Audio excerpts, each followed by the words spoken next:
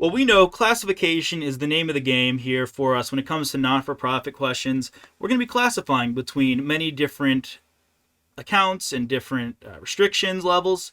In this case, which of the following types of information would be included in total net assets in the statement of financial position, also known as the balance sheet? Be familiar with the corporate terminology for those financial statements. For a non-governmental, not-for-profit organization. All right, let's see here.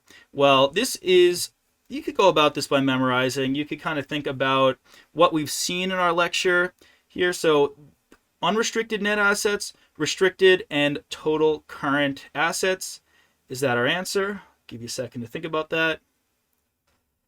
That is not going to be, and that's because total current assets is not a component there. However, unrestricted and restricted are. But because of that last total current assets, I'm going to have to say no to letter A.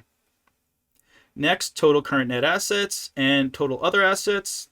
Same thought process as why we crossed off letter A. We're going to X out that one.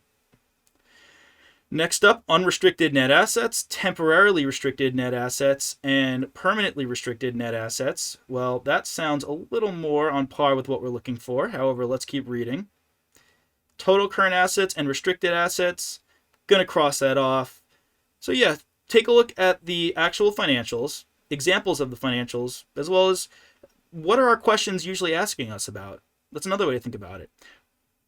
We usually get lump sums of money from donors. Are those net assets unrestricted? Possibly.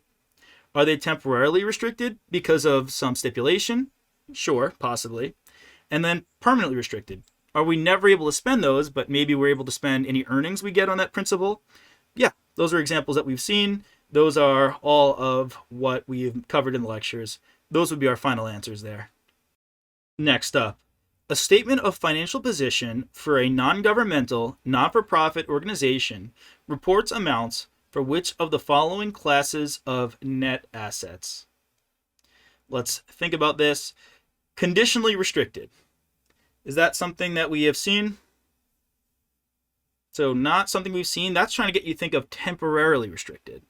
Now, they're temporarily restricted because of a condition, but that's not the actual term. This is trying to get you to understand what tricks they might throw at you, trying to get you to see that it's temporarily restricted because of a condition, but we got to use the proper terminology. With donor restrictions. All right, well, that does sound pretty spot on with what we've seen. I'm going to put that on pause for a second. Current and long term, well, based on the prior question and based on your intelligent brains, what you've seen in our lectures here, these are not going to be the answers. We are going to go with our final answer here of letter B, with donor restrictions.